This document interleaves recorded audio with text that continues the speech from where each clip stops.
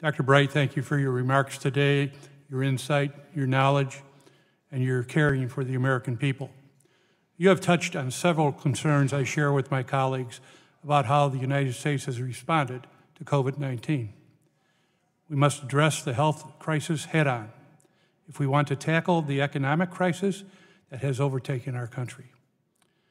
We are going to need a coordinated, as you mentioned, national testing and contact tracing plan spearheaded by the federal government to prevent states from competing with one another for resources and planning for hotspot attacks and other issues that will come up.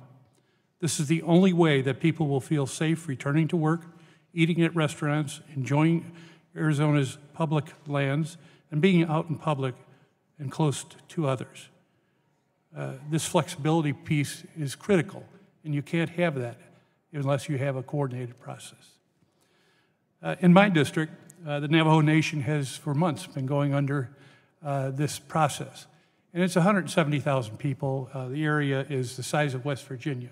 So they're not all gathered in a group. So this fallacy that only urban areas are impacted and that it can't spread very fast. 16 people died yesterday. And in fact, this on a per capita basis, this currently has more cases than any state in the country. And yet this hotspot is still not being addressed in the appropriate way. More resources are needed, and they're needed now, and they were needed more than a month ago when we started trying to get this done. They continue to struggle to see the federal government's promised payments each in a timely manner. It came through finally, but it has to be timely in order to respond. This will bolster the health system and provide people with water, food, and supplies during this time of great crisis.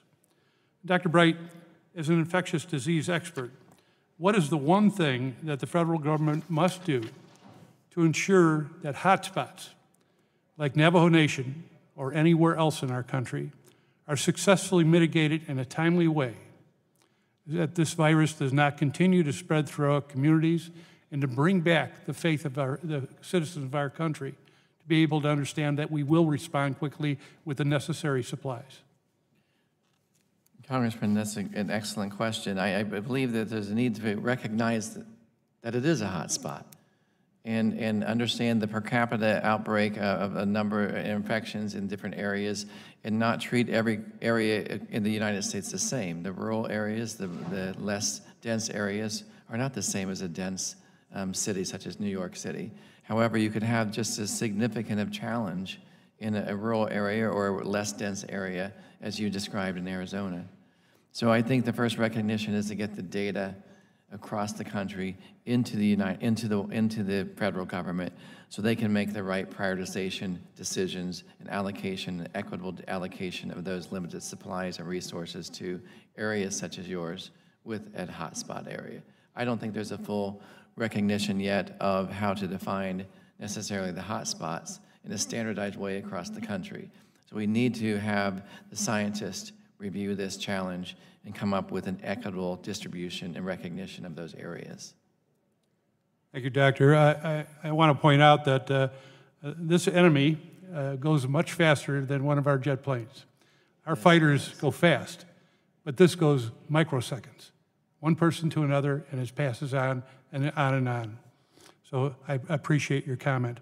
But statistics have to be relevant and timely in order to be able to do that, and it needs a central database.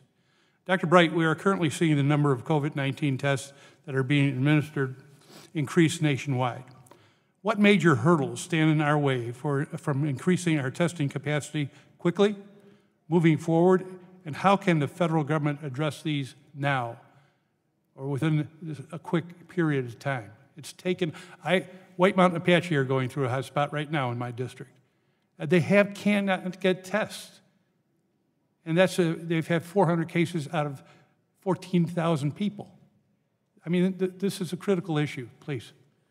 I still think we need to recognize the importance of the different types of tests. And when we identify those different types of tests are essential for what we need to do to isolate the virus or identify people infected with the virus, then we need to put all efforts in the ramping up production of all supplies for those tests.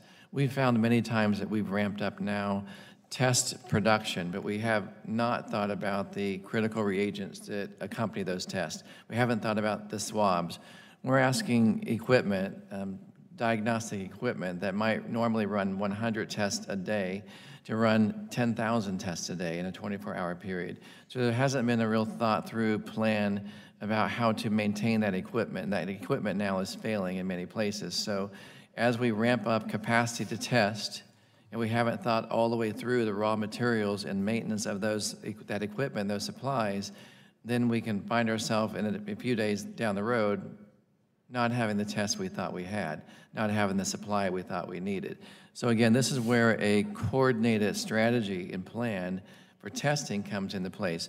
Not just how to use the test, but how to make sure we're sustaining that supply.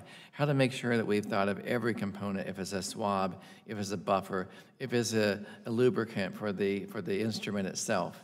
Making sure that all of those things are considered and in that national strategy so we don't ramp up in one area and crash in another. We have to ramp up in all areas at once. Thank you, Doctor, and Madam Chair, I yield.